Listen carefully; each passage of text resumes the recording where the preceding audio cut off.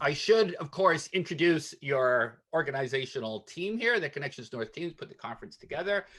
Anna Bretzlaff, Madeline Johnson, Ben Taylor, and Brianna Proseviet, all in Ottawa.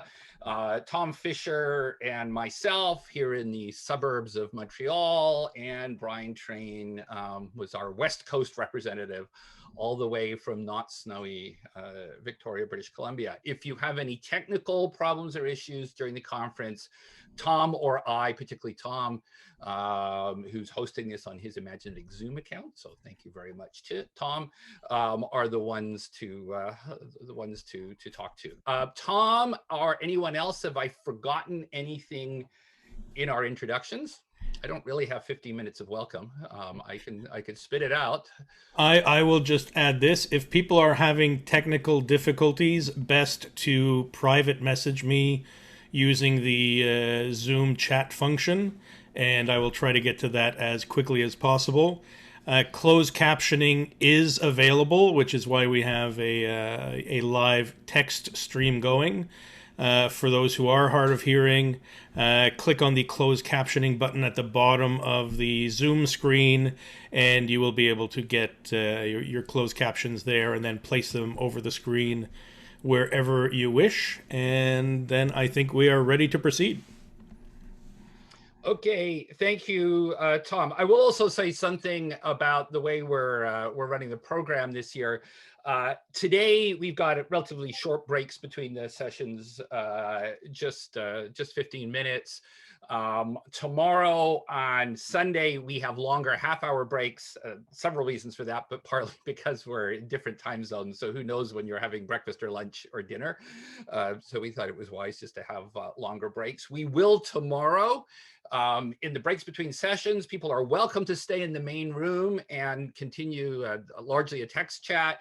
If they want, we will also, for most of the breaks, have one breakout room around a particular issue for a more focused discussion or networking. So tomorrow, not today, but tomorrow in between sessions, you'll have the opportunity to either stay here, as it were, or go off to a breakout room for a focused discussion on distributed gaming or unethical gaming or Arctic gaming or gaming in Canada, or UK, a presentation on UK Fight Club.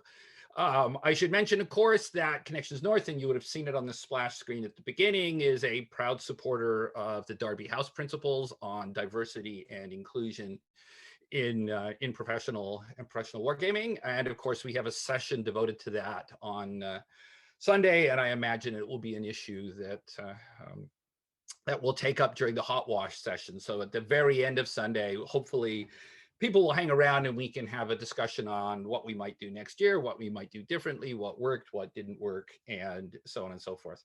I will personally welcome a number of students from Poly 452, which is my conflict simulation class at McGill, because I see you sitting there in the audience with everyone else. Rex, we have had a comment from someone asking about what days 2 and 3 will look like. So not sure if that is coming up or if we. So yeah, I don't have those on the slide. On the Eventbrite page where you registered in the first place, there is a link if someone wants to. There's the PDF. Thank you very much, Kath. So there is the program for tomorrow. So tomorrow, the next day. So day 2, we've got panels on wargaming in smaller defense communities. Really, one of the things I think which strikes a lot of us who aren't in the US or the UK, in other words, all the rest of NATO, is we don't necessarily have either the size of the national security establishment or the depth of a bench on wargaming and policy gaming that our American colleagues in particular have, or that our UK colleagues have. I mean, to put it in perspective, the new Marine Corps Wargaming Center in the US probably by an order of magnitude may exceed all the money that's ever been spent on wargaming in Canada ever, leaving aside exercises. So, that raises particular issues. We have a panel on gaming in the humanitarian and development sector. We have a discussion on distributed gaming.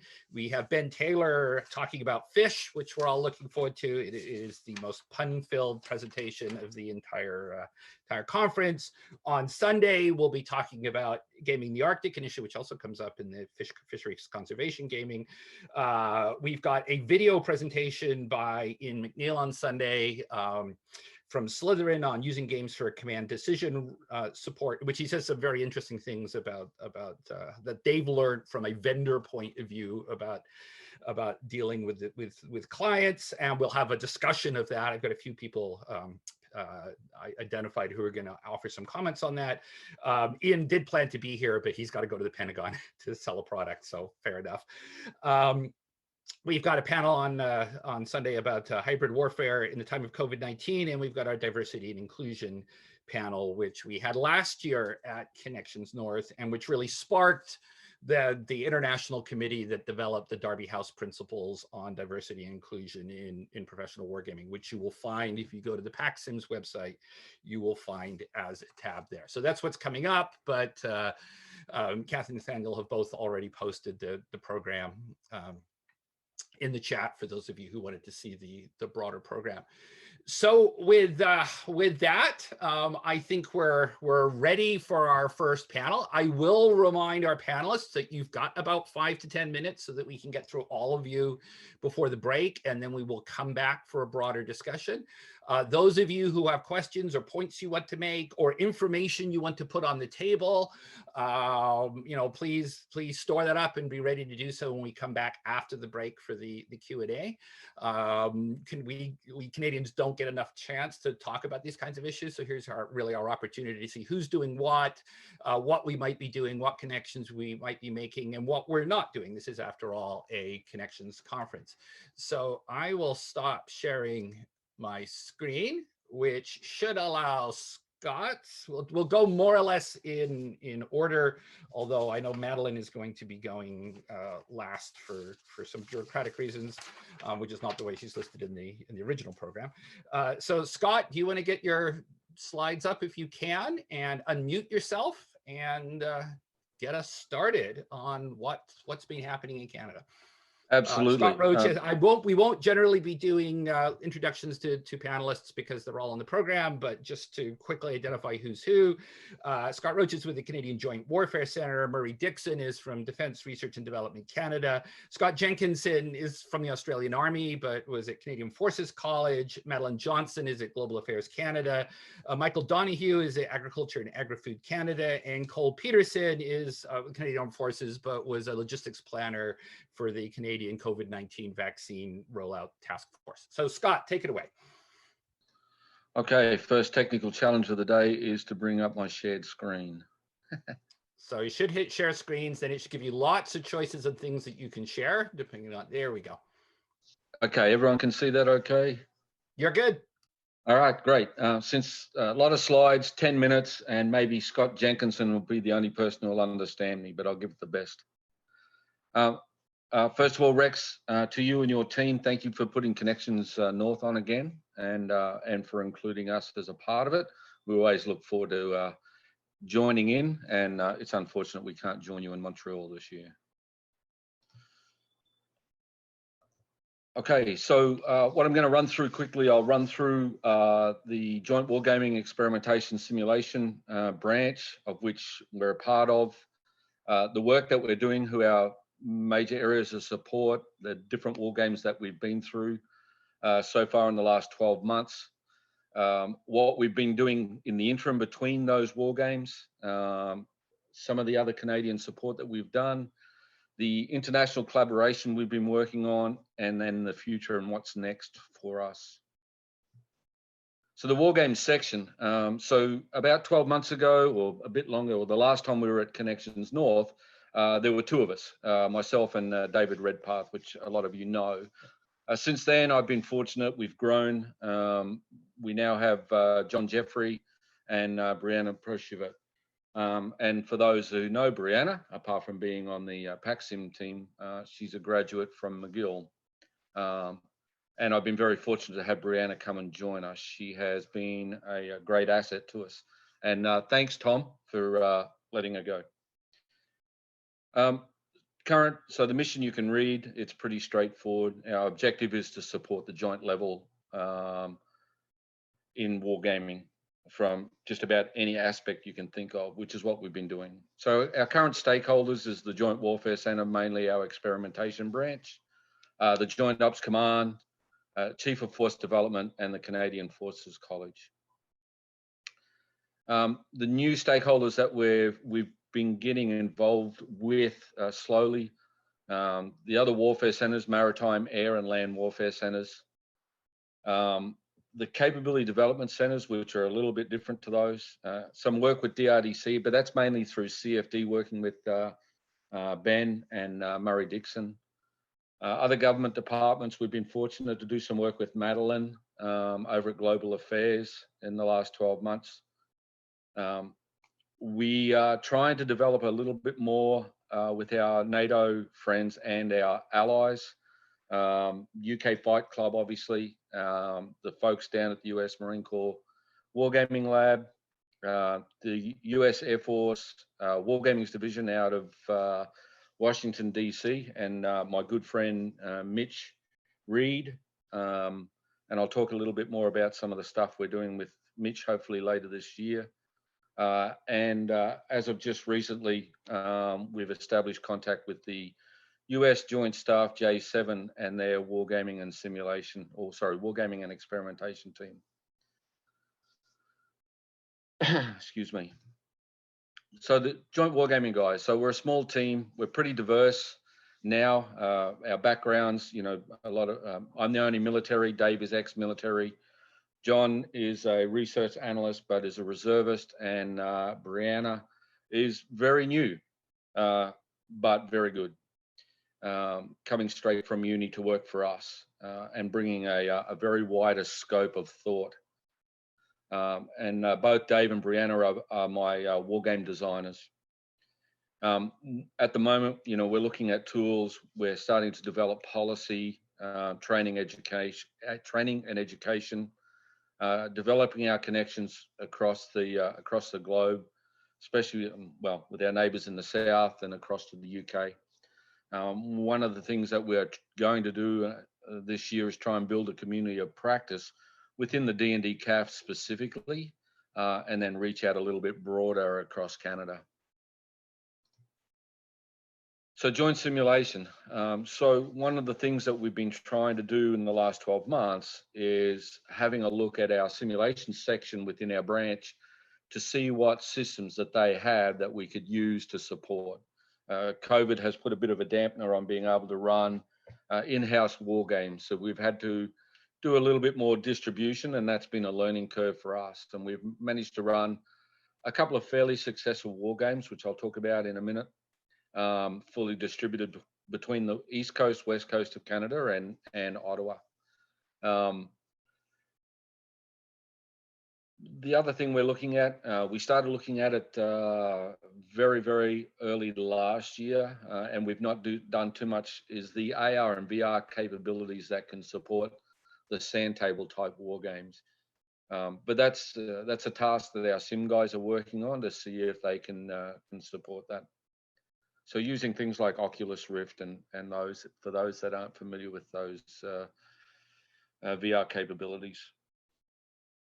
So for us, so our primary, you know, we work for CJWC essentially. We're a subunit of CJWC. In the last 12 months, we've put together a couple of war games. We did a war game early last year called Op Laser, which was in support of the D&D CAF support to the government under the COVID-19. A lot of you will be aware, a lot of military people went out and worked in aged care homes, medical facilities, etc., etc. Then just towards the end of last year, around December, was OpVector. OpVector was focused on the vaccine distribution plan for the CAF to support the government at short notice, or if the government plan couldn't be done and the D&D could pick up the slack. And we ran a war game for the CJWC planning staff for that. back in August last year, we ran a what was called a SUBSAR, Submarine Search and Rescue, as the Canadian submarines were going to sea for the first time in many, many years. And they wanted to go through the submarine search and rescue process. In the interim, we've been working on a couple of war games to deal with the Arctic region and also the Baltic. And a lot of you know that we have a battle group operating in the Baltic as the lead on behalf of NATO. So up vector, up laser. So we used the Vassal engine, and I'm very pleased to say that, you know, it suited our purpose, and Brianna became my Vassal monster. She grabbed a hold of that system and did some fantastic work in making it a useful tool for our distributed war game. And we could, you know, distribute this across a number of different areas. It was done at the national level.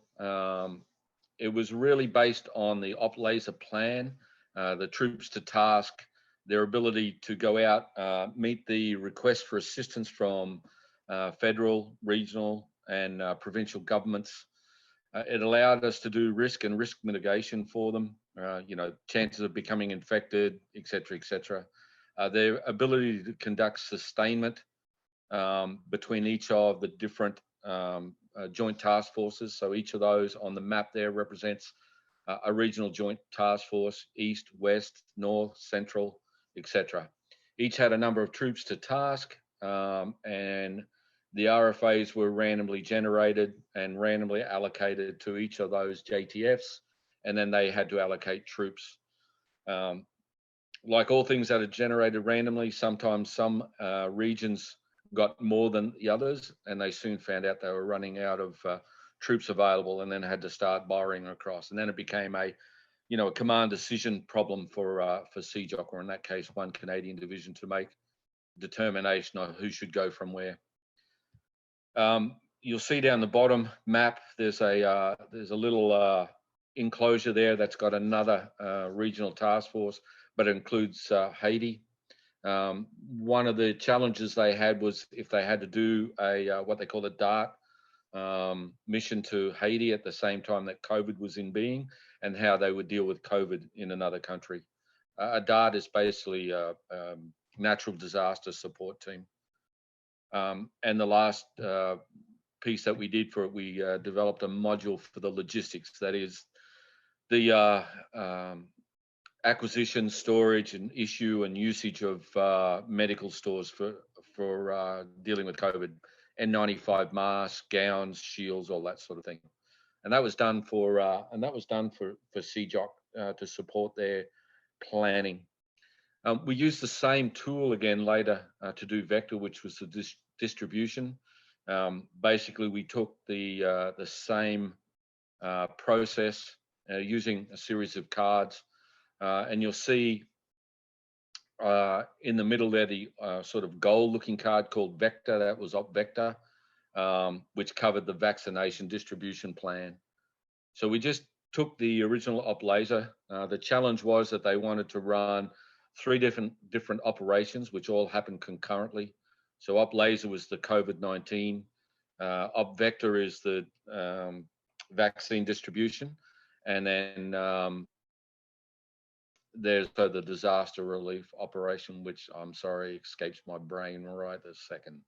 And they would have to deal with any of those as they came up during the conduct of the war game. And as I've got in a note down the bottom, not really a war game unless you treated the enemy or the threat being the RFAs and their ability to meet those RFAs. So under Op Vector is a little bit different. It wasn't really a war game as such. It was just a proof of concept that each of the different regional task forces were in a position that they could meet their obligation based on their troops to task.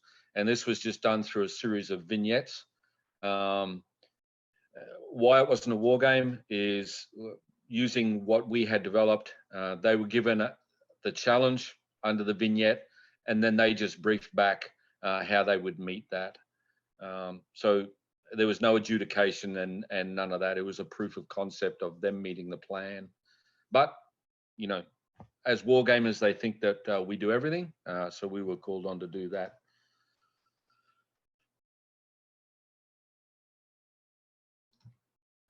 So in the interim, so we had a number of developments and support tasks sort of between, I guess, May last year through to August. We didn't really have any Wargame tasks. Everyone was focused on COVID. A lot of people were working from home. And other than real-time operations that were occurring for the Canadian Forces, there was nothing really new being done. The Arctic and the Baltic were real-world issues, and the ops planners were looking at those. And we had got involved with some of their initial planning stages and had started to design war games to support them if the requirement was called upon. The Canadian Forces College, so they were running their own internal courses, and again contacted us and had got us to have a look at what they were doing from a war game perspective and what advice we could give. And if down the road, perhaps this year, 2021, we would be in a position that we could help design and assist with those, which we hope to do. C2 experiment, so there is a big push at the Warfare Centre under the experimentation branch to look at CJWC C2 system, and that's a pan-global C2 capability, of which we've been asked to run war games to help answer some of the questions through the experiment. COVID-19. So for us, it's been nearly a year now we've been working from home. It hasn't really affected our ability. We've had the opportunity when we've needed to do testing and all of that to get together within the workspace, but 95% of the work we've actually done has been from home. We adopted a distributed methodology, which means that when we've run our war games, we've had to come up with a way of doing that. We've had to look at new tools and all of that, and we've now got a baseline for ourselves that we can do, a distributed war game anywhere within Canada, really, and possibly even international. The only issue it doesn't cover is anything that is a security issue. Once you get into level 2 information, then the system we've got in place is gone. But using defense networks, we're now looking at an alternative if we have to run level 2. Setting a safe environment so that we can continue to do that. No, we don't see COVID-19 going away in the near future here in Canada. So we're sort of expecting that, for at least the next 6 months, we're still going to have to be running any war games we do under the same environment. SUBSAR 2020. This was an interesting challenge for us. It wasn't a war game as such. We war gamed a document. So we had their submarine search and rescue operational order, and we were asked to design and come up with a war game to answer the question of whether the op order met what they needed. Dave Redpath did a brilliant job in designing, I'll call it a war game. I mean, in designing it. And at the end of the day, what it did is it challenged the sequence of events that occurred during the submarine search and rescue, submiss, subsunk, etc. And it also challenged that each of the tasks highlighted under the annexes of the op order that says, these people will do this on receipt of a miss sub, or these people will do this on receipt of subsunk, to make sure that that all the tasks were first of all captured, and that the passage of information, the C2, was also captured, and that everyone was told what they had to do when they had to do it. And it actually found gaps. I mean, the outcome was good. I mean, there were things missing out of the op order, which the war game process actually brought out. And you'll see on the picture there, you'll see the screen on the left-hand side. So that's us in Ottawa, and then on the screens in front, on the left screen is Esquimalt, and on the right screen is Halifax. So we did this distributed between those 3 locations, which were the 2, Atlantic and Pacific Fleet headquarters. And then, of course, MCC were out of Halifax as well. Scott, just a reminder on time. Yep. Going as fast as I can, Rex. So what's next for us? So the big thing is we're developing a Wargaming 101 course. We've just sat and had our QS writing board to determine the tasks that these people will need to do. The next step is then to determine what the curriculum will look like, and then the type of course, whether it be a 1 hour, 1 day, 1 week, the intent of the course, and what we want to produce. So a person who comes and does the course, whether they will, what function they will fulfill once they do that course. Tools and processes. So, we're looking at Swift with the USJ7, looking at Samano as one of our Wargame tools options, and of course the VR AR. And that's it to rush the last 3 slides. Well, we'll have a chance after the break to come back. We'll do all the questions after the break. We'll run through all the presentations now, and there will be a chance, Scott, to, if you want to go back and show something in an answer or a comment, to do it then. I'll call Murray Dixon next from Defense Research and Development Canada to talk about some of the stuff that he and his colleagues have been doing. All right, I need to stop sharing this. All right.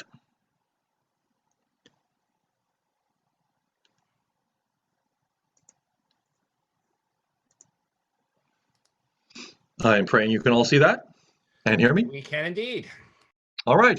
Well, good day, everybody, and welcome to everybody at the conference, and welcome to our friends and colleagues from around the world that have kindly joined us for another edition of Connections. And thanks to the organizing committee for putting all this together. We always really enjoy it.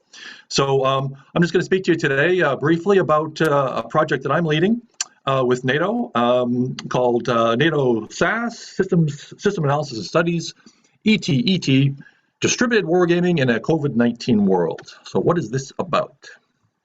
And hopefully my machine will actually function. There we are. Okay. So I'll quickly give you just the bottom line up front, which is very short, a little bit of background. Basically, who is this group that we call SAS ET? What are our objectives? What are we going to do? What's our timeline, and so on. And then we'll talk about questions after the break, as Rex mentioned. So bottom line up front. What our group is aiming to do is ultimately generate a guidebook for NATO for distributed wargaming, a topic that we're all very interested in right now. In terms of the background, well, this slide just tells you everything all of you already know, because everybody at this conference has been experiencing these particular issues over the last year with the COVID-19 environment. So it has really put a damper on our face-to-face analytic wargaming, but the show must go on, as they say. So the wargaming practitioners out there have been rapidly developing all kinds of new tools and techniques and methods for continuing to be able to do their wargaming, but in this distributed kind of environment. So like everybody else, NATO also employs wargaming in a variety of functional areas, from education and training to force planning, concept development, that sort of thing. And despite COVID, I mean, we need to continue with those kind of things. Defense planning and so on does not change just because of COVID. So we have to be able to continue, but how can we do so safely in this distributed environment? So this project aims to provide NATO with some guidance on how to do distributed wargaming properly and identify the best practices and pitfalls and that sort of thing. So what's the group? So for those of you not familiar, under NATO, the NATO Science and Technology Organization, and in particular the SAS panel, has a number of different ways for NATO to conduct scientific and analytical work. So we have been initially set up as an exploratory team, and really the purpose of the ET is simply to verify, frankly, for NATO, a particular problem exists and it's worthy of further study, and this is something that NATO should actually pay attention to and put a little bit more effort into. So our initial ET group goal is really to develop a project proposal, which we have completed and is sitting with NATO right now, and we're just waiting for approval, as you'll hear about in a second. And our proposal, apart from doing a best practices guide, is proposing that we do it as a specialist team format for actually conducting the work.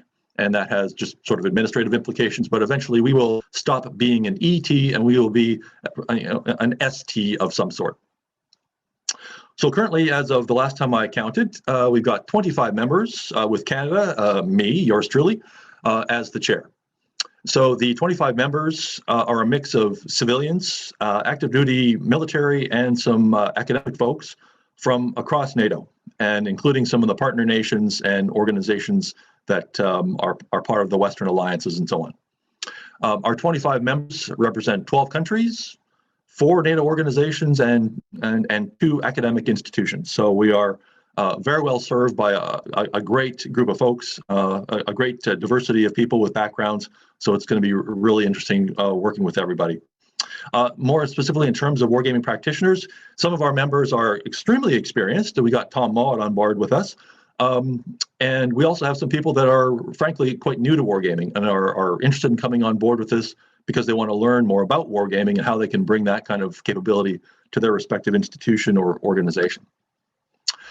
We have a number of objectives. First of all, we're going to start off by having to develop some sort of descriptive framework and taxonomy to describe, what is distributed wargaming and what are all the elements of it and so on. We need to understand those elements so that we can characterize them and so we can identify best practices and that sort of thing. So going along with that kind of a framework and taxonomy, as we've been discussing already, that Scott was mentioning, there's any number of tools and platforms that we have been using, supported by processes and et cetera, to make distributed gaming work. And so we'll need to do a survey of that sort of material to add to our data set. From that data set, we want to be able to identify, frankly, the benefits, but yes, also the pitfalls of doing wargaming, but in a distributed environment. We also want to highlight, what are the new and sort of, what are the new considerations that we have to take into account when we're trying to do face-to-face gaming, tabletop gaming, analytical gaming, but in that distributed environment? So what are the new nuances that we have to take into account, such as you're muted, please unmute yourself, and those sorts of things. And lastly, when we wrap all that up, clearly all that data is going to give us some indications about what changes to wargaming training need to be made, because when we hold wargaming training courses now, you can't avoid the fact that in the future, there's probably always going to be some kind of a distributed element to even any face-to-face game going forward. There's a lot of advantages to doing it distributed because, for example, it can make it easier for people to participate. And so you might want to add more people to your game. What are the things we have to do to alter our training curricula and syllabuses and things like that to incorporate the issues around distributed gaming? Okay, so how do we plan to do it? Well, the concept is as follows. We've decided to pattern our NATO guidebook after the UK's example from DCDC and the Wargaming guide that they produced in about 2017, which has been, I think, a very highly regarded guide. And I think one of the reasons was because it's what I call lightweight. It's not this massive 500-page, book. It's something that's, shorter, more of a summary and more of a high-level kind of thing rather than a detailed practitioner's guide. So in our guidebook, we want to present things like principles as opposed to detailed checklists, and we don't want to be overly prescriptive about how to do things. We just want to illustrate best practices. These are things that work pretty well in these circumstances. These are some things that maybe don't work so well in those kind of circumstances. So we want to emphasize the principles of effective distributed gaming. As well, since we're all busy, we have day jobs. To pile, this kind of a project on top of our day jobs means that, to be more successful, I think we need to leverage work that's already been completed or work that's already underway. And so the idea is not to necessarily generate a heck of a lot more additional work for our members, but try to leverage things that have already been done or that they're already doing as a way to make things go quicker and easier for us. Again, how do we plan to do it from the work plan? Well, our work plan is going to have 3 main lines of activity. The first line is basically the framework line, where we're going to develop that framework and associated taxonomy for describing distributed gaming. Based on that framework, we'll create a survey instrument to provide us with a nice consistent data set going across anybody that wants to provide their point of view on this issue to us. So that provides us that consistent data source, a survey. And lastly, we want to have a set of case studies. And the beauty of the case studies, it'll allow us to show people, examples of how different people have used distributed gaming methods and techniques in different contexts, providing some benchmarking. So if people try to compare their situation to what other people have done, those case studies will help them do exactly that. So what's our timeline? Our members are highly motivated to get going quick. So as a specialist team, we will be chartered for 1 year. And so we will attempt to get everything done within about the next year, finish by roughly March, April of 2022, at least with our draft guide. So we're in for final SAS panel approval right now, and I expect that to occur by the end of this month, and then we'll get going for sure as a specialist team. And with that, are there any questions after the break? So thank you, everybody. So if there are any questions after the break, you can type them in the chat now. We're keeping a record of them, or you can type them in the chat after the break, or you can raise your hand after the break. But what we will do now is, moving right along, we will move to Scott. Other Scott. Good afternoon, or should I say good morning, as it is here in Australia at a wonderful 5:41 a.m. in the morning. Thank you for the opportunity to be here. So today I'm going to talk about wargaming for professional military education within the Canadian Forces College context. And for those who don't know, the Canadian Forces College is the Canadian Armed Forces institution that focuses on generalist training for military officers between the ranks of sort of major and colonel, where they're really starting to learn about joint effects, operational art, and moving forward to sort of strategic planning. So that's sort of where the Canadian Forces College, or CFC, sits. Professional military education wargaming is probably a little more niche than what some of the other people are talking about, in that we're very much focused on the decision makers, the students, as they're going to move forward, rather than perhaps some of the analytical research that you might see in some of the other areas.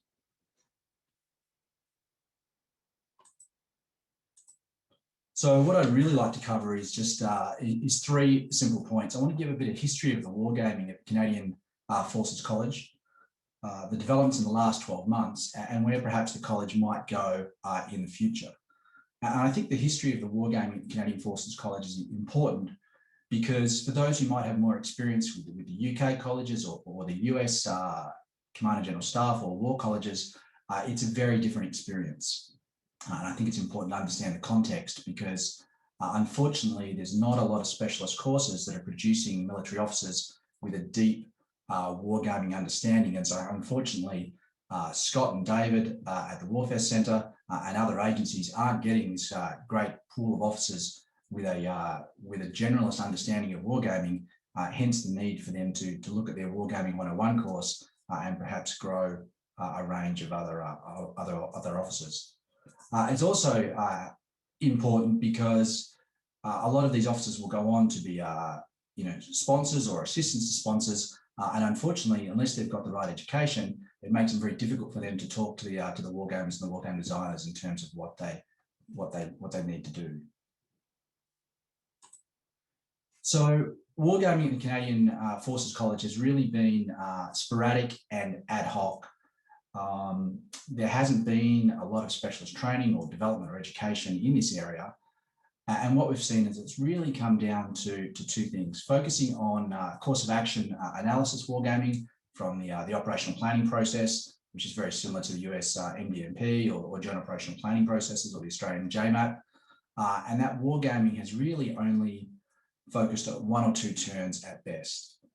And partially that has been for a number of reasons: a training environment with constrained time and a variety of students with different levels of experience, but also the fact that many of the military officers who are the directing staff and teaching staff there haven't had any other experiences themselves. And because of that, there's nothing sort of to fall back on and sort of generate interest and help with the training and education.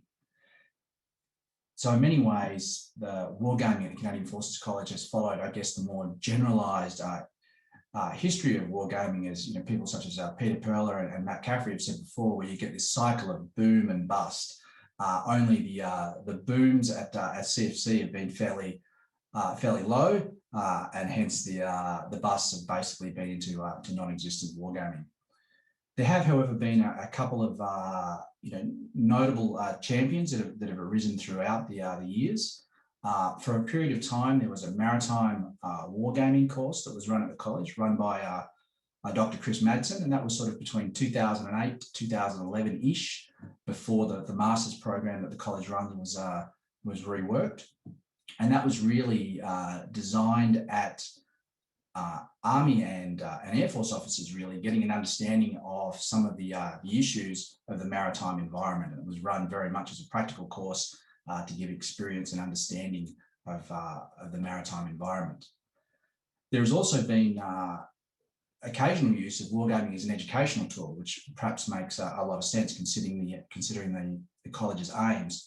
But again, it's really come down to individual champions. And Anne Reifenstein, a CAF officer, was one of those officers who spent some time developing games and war games to put into the college.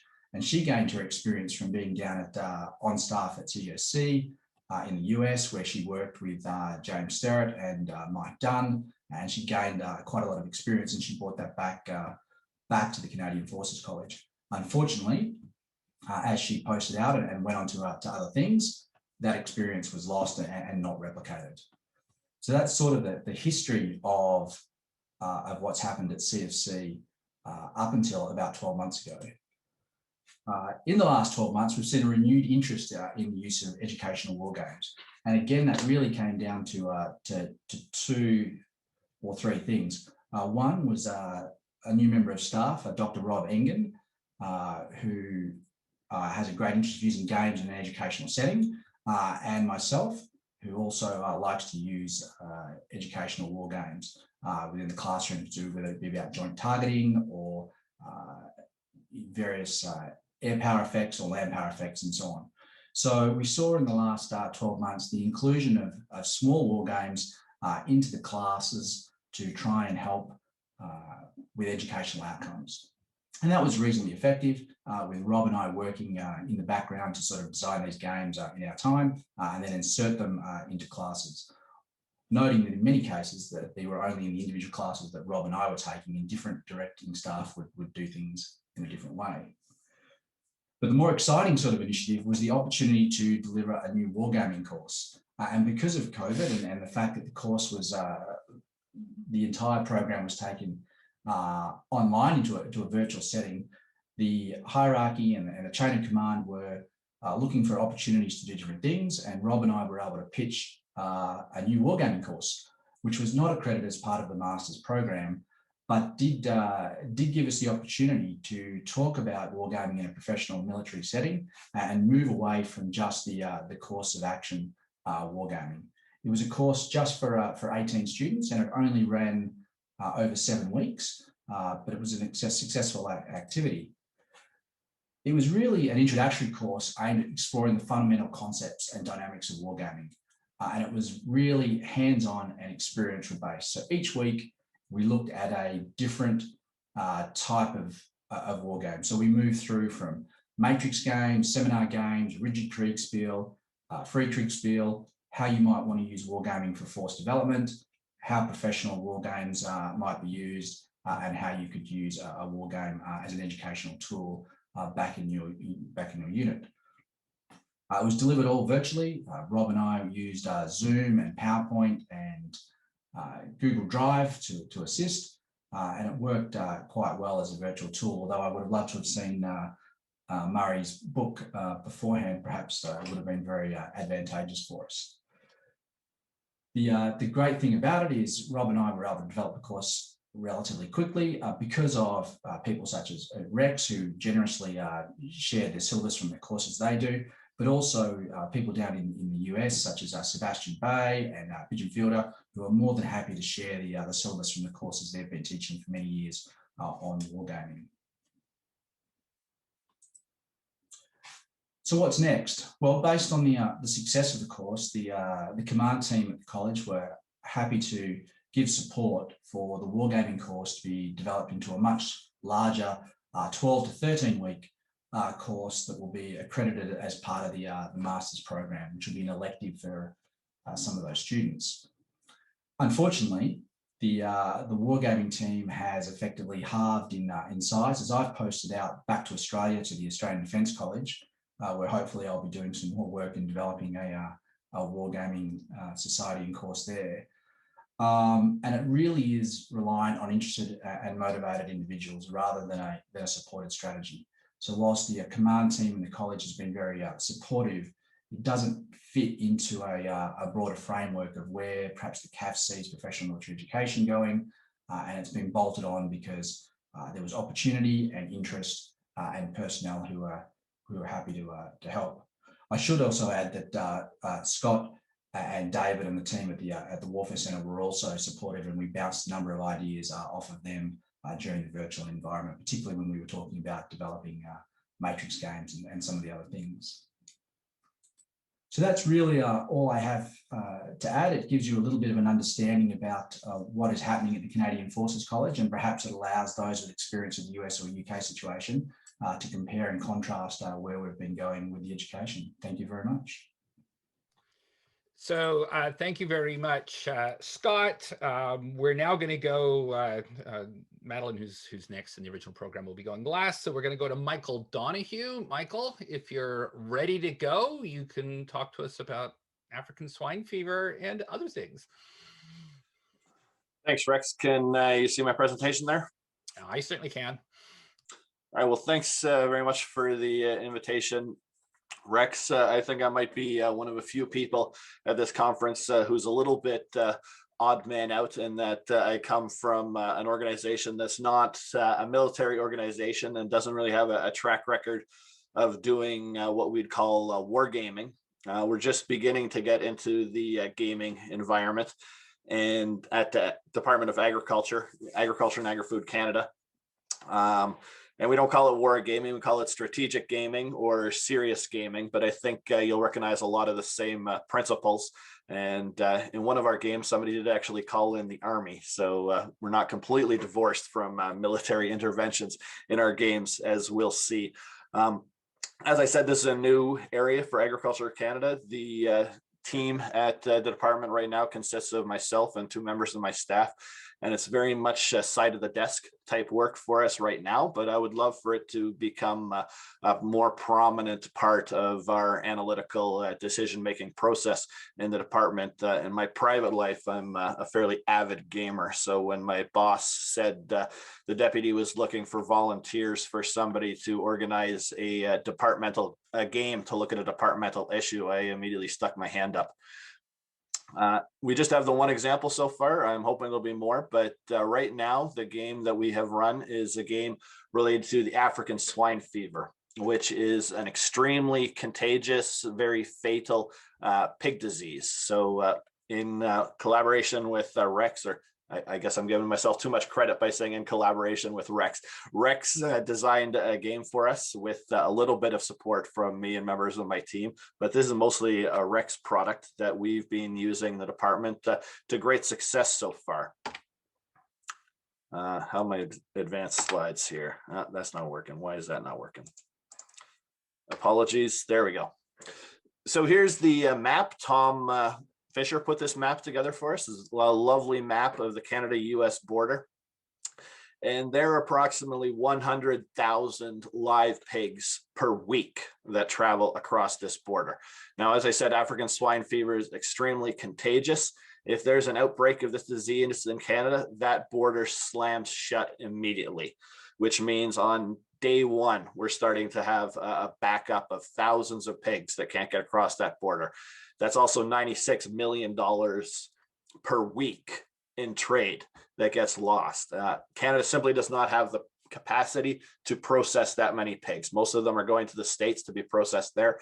And even if we could process that many pigs, we can't eat our way out of this problem fast enough. I like bacon as much as anybody does, but I don't think I can handle bacon three meals a day for an extended period of time. So the second we have an African swine fever outbreak, we've got huge problems. And the idea was, let's game out the situation, set up a game to figure out what's going to happen in the event of an outbreak, what happens day one, week one, first month, first couple of months, and try and use this as a tool to prepare the department a little bit better in case we do discover a case here. The format we used was a matrix game. Everybody sitting around the table with this game board. We divided the players into teams that consist of federal government, provincial government, farmers, food processors, and the monkey wrench throwing mayhem player whose job was simply to introduce chaos to the game when that person's turn came around. It was a turn-based matrix game. At the beginning of every turn, there was new elements that were added to the scenario. Turn 1, there's a suspected outbreak. Turn 2, it's a confirmed outbreak. Turn 3, it starts to spread, and so on. And that can be modified, of course, based on player decisions. The format for the matrix game was present an argument, say what you're going to do. Then everybody around the table discusses whether or not that's likely to be successful or unsuccessful. We then vote on the probability of success, roll percentile dice, either the action was successful or not, and then we proceed accordingly. There's a facilitator who makes some adjustments to various trackers, and whatever actions have been taken, the next person then builds on those actions. Here are some things that we were tracking. We figured governments are going to want to track how popular they are, so we had a popularity tracker for government. We had some hog and processed pork price trackers, and we had economic trackers for the various industry players. And based on the success or failure of arguments, the facilitator would move markers up or down on these various scales, just to give players a visual sense of where they are and how they're doing as the game progresses. We've run this game 5 times so far, would have been more, but unfortunately it got somewhat derailed by COVID. But in the 5 times that we've run it, each time it has gone in 5 wildly different directions. Some of the interesting things that players have decided to do was one player decided that they were just going to release their pigs into the woods. They weren't going to have to try and deal with them. They were going to set their pigs wild. Another player of pork processors, he decided that he was going to try and raise publicity by organizing pork barbecues outside of hockey games and use that as publicity. And one of the choices that struck me as the most original and certainly stuck with me, one player, government player, said that they were going to call in the army and send the army out into the woods to shoot pigs to clean up the issue that way. And I think a lot of us in the room at the time thought that that was kind of a wacky option, but we let it go. But since then, I've found out it's not nearly as unrealistic as a lot of us thought at the time. In fact, sending out snipers to deal with an infectious disease in a wild population has happened in the case of the chronic wasting disease. That's a disease that affects highly contagious disease affecting deer populations. And culls, in some cases using military shooters, have been quite effective at dealing with that. So when a person in the room suggested it, it was actually a much more realistic suggestion than what I think a lot of us thought to be the case at the time. Some of the comments we had back from players was that it forced them to look at other perspectives, made them appreciate how quickly things were going to move, realize the importance of collaboration with different groups, whether it's federal, provincial collaboration. One thing I would say is that although every time we ran the game, it went in a completely different direction, the one consistent element throughout all the games that we played was that the provinces blamed the feds blamed the provinces, and industry was mad at both levels of government. So I don't know if that's the people who are playing the game knowing their characters' roles and playing those roles well, or if that's just an inevitable conclusion to this sort of scenario. But that was an interesting outcome. In terms of what we learned, I think when we started this game initially, the objective was to figure out what was going to happen. If we had an African swine fever outbreak in Canada, what would be the first thing that would happen? How would events progress from there? And what we learned is we have no idea because we ran it 5 times. Each time it went in a different direction. I think if we ran it 5 more times, we'd probably have the game go in 10 different directions. So in terms of predicting what's going to happen next, I think the game is not that useful. The one thing it did help us prepare for is it taught us that we need to prepare to not know what's going to happen next. A lot of the players thought they knew what was going to happen. Other people in the room did something that they completely didn't anticipate. And not that they were unreasonable actions. People were not saying, oh, no, producers would never do that, or provincial governments would never do that. Quite the opposite. People were saying, you know, it never occurred to me that the provinces might do that, but having heard you say it, yeah, that's totally reasonable. That absolutely could happen. So as a player learning tool, it definitely helped the players of the game recognize that they don't understand the situation as well as they think they do. And we as a department need to be prepared to not know which direction things are going to be going, and therefore prepare to be flexible and to pivot rapidly if and when the time comes. I just end on this quote from Thomas Schilling, that no person, no matter how rigorous his analysis or heroic his imagination, can draw up a list of things that would never occur to him. And to me, that's one of the biggest values of the game that we ran, that idea that there's a lot of things that could happen that you're not expecting that are nevertheless reasonable things. So don't think you know the situation better than you do. And I'll end it there. Thanks very much. So thank you very much, Michael. And those of you asking and questions in the chat, we are tracking those, and we'll come back to them after the break. But before we do that, and sticking right along with the infectious disease sub-theme of Connections North, we'll move back to COVID, and I'll ask Cole Peterson if he wants to get ready to present. Are you ready to go there, Cole? Yeah, I Rex. I'm just going to try and share my screen here.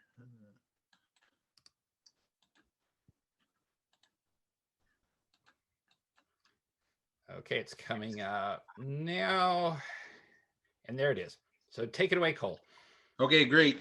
Thank you, everyone, for having me here to speak briefly. I'm just here to let everyone know what we're doing over at the Public Health Agency of Canada in terms of wargaming to support the vaccine, the COVID-19 vaccine rollout. So to provide a bit of background, I'm obviously a CAF officer. I'm currently in Ottawa here at the Army headquarters. I'm not a medical or clinical practitioner, so I have no real knowledge on viruses, and I'm not a logistician either. So moving stuff around isn't necessarily my day job. I'm an infantry officer, but I do have a bit of a background in planning, and that's how I ended up over at the Public Health Agency of Canada back in November. I was sent to assist a FAC with planning the federal portion of this rollout, as that's not usually what the Public Health Agency does, get its hands very wrapped around vaccine distribution, which is normally something the provinces do with the manufacturers, with FAC as an interlocutor. So I showed up and was told by the DOS of the director of the staff of the Strategic Joint Staff, go over, bring our knowledge of the operational planning process to try and help bring some cohesion to a lot of the clinical and logistic planning that had been going on at FAC. So I got to Public Health Agency of Canada. I looked around, did a bit of assessment, did some problem framing, and said, and it was right in the direction from the CDS, hey, we want to war game this. There needs to be a national war game. And so I just said, how do I war game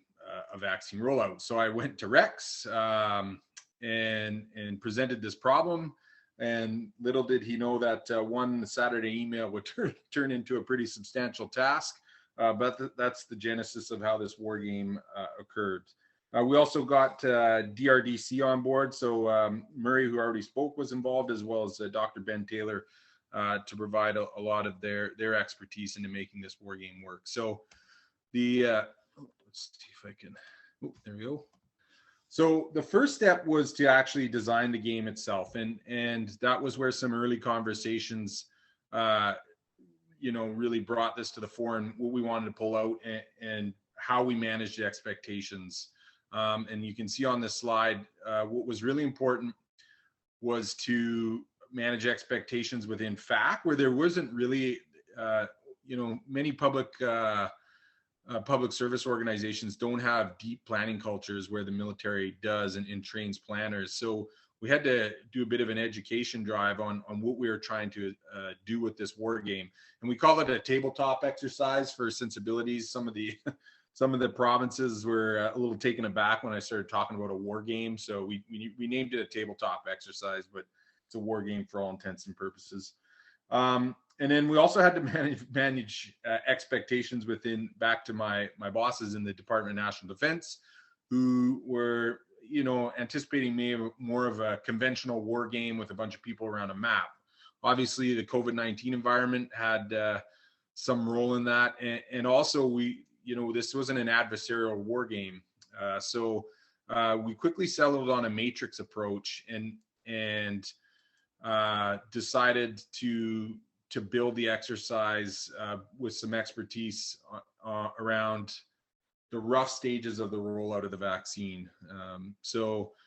The education drive began earnest in mid-November, informing people, hey, this isn't a rehearsal, this isn't a dry run of anything. This is a collaborative approach. We want to get ideas. We want to pick apart potential problems. So I've spoke through the Canadian Immunization Committee to the provinces to get them on board, to send reps, because we needed a lot of participation to make this work. And then, as you can see on the slide here, this is how we sold it within the Public Health Agency of Canada. We wanted to validate our planning assumptions, or some of them. We wanted to stress the plan that was being developed by the Public Health Agency of Canada by considering, contingencies and what impact they could have. And then we also wanted to provide, visualization across the country. Obviously, a lot of interest in what was going on, and this is a problem space that is owned and not just by the Public Health Agency, but all 13 provinces and territories and some federal organizations, such as the Canadian Armed Forces, that are responsible for healthcare jurisdictions. So it made it challenging because we at FAC were responsible for getting these vaccines out, but we didn't own the whole problem. So this was a very important aspect of this war game, was to provide that common understanding. So how to design the war game? We started with a red teaming exercise. So we did 4 90-minute seminars, and then everyone kind of reached out and brought in some folks that weren't involved in the planning effort. So they had no skin in the game, and it enabled us to get fresh eyes. And so these planning sessions went well. Rex quarterbacked them, they were very loose in terms of just some discussions. We had a framework for each one in terms of the problem space to analyze. And what these ended up doing was identifying risks that were likely to occur and could impact some part of the rollout. And you can see the different categories there on the slide: scheduling, public confidence, federal resources, political tension. So these were pulled in to inform the actual design of the war game itself. And so on December 2nd, we actually conducted the war game, the tabletop exercise. So there was a support staff of 15. That was myself, Rex, and as I mentioned, we had Ben Taylor and Murray and a few others from DRDC. The format was delivered virtually through WebEx. So again, DRDC provided the background support on, enabling WebEx and running breakout rooms and running the IT side, which was a daunting task. So that was great that they were able to bring that self-learned expertise to there. We had the game, as you can see on the top right, ran throughout the day, and we had about 80 to 90 people on at any one time, but a total of probably 150 plus different visitors throughout the day. And you can see the 4 categories in the top right there. The first, we looked at procurement and bringing vaccines to Canada. The second turn was moving the vaccines from within Canada to the provinces. The third turn looked at vaccine administration. And then the fourth turn was transition to phase 2, which is actually the planning is now focused there, but this is the movement from a scarce supply, which we're now to a ramp up. So we wanted to look a bit in the future there. And then you can see below that picture, the game structure. So we broke the 100 or so participants at any one time into 4 groups based on where they kind of belonged in the government. And then we created an integrated room, which was kind of a runoff, and we mixed that room full of people from provinces, from federal organizations, from the Public Health Agency Canada, and that was just to maybe provide a different perspective. And those 4 groups would work in breakout sessions on the specific contingencies, and then we would all meet for a plenary session where each group provided a readout. And you can see it was a really diverse attendance. We had 8 different federal departments and agencies, which was fantastic. They all had a certain role to play in getting vaccines into Canada and protecting them and securing that supply chain. And then we had the 13 healthcare jurisdictions, provinces, territories, as well as the Red Cross. And here's a look at the contingencies, some of the examples, adverse effects following immunization, which are normal, but would be amplified given all the attention around these vaccines, anti-vaxxers, obvious security threats such as hackers. The top left is interesting. That's a disruption to the vaccine supply. The scenario was a fire. However, we've seen that one play out with not a fire, but Pfizer just simply shutting down to retool. And that's been all the news for the last month. So I'm happy to say, well, maybe not happy, but pleased to say that our red teaming efforts to design the war game actually found many events that have unfolded and we've had to deal with since then. So it was a worthwhile exercise. So just to conclude, the war game again was conducted on the 2nd. It was a great success from a planning perspective and from a visualization perspective for everyone involved in the rollout. It also, this was one of the president of the Public Health Agency's objectives, was it kind of reinforced the whole of nation approach. This wasn't just the Public Health Agency of Canada's plan, this is everyone's plan. And so it brought everyone into the fold. And it highlighted a lot of these risks to the plan that we were dealing with and just got everyone looking at them at the same level and understanding who was concerned about what and why they were concerned about it, lessons that we learned from H1N1 and what we would need to do going forward. So it was well received within the government. It was briefed to cabinet and whatnot, and it was an integral part of the rollout plan. So a good tool for a tough problem. That's all I got, Rex. Excellent. Thanks a lot, Cole. And we will then go to our last speaker, who is Madeline Johnson from Global Affairs Canada.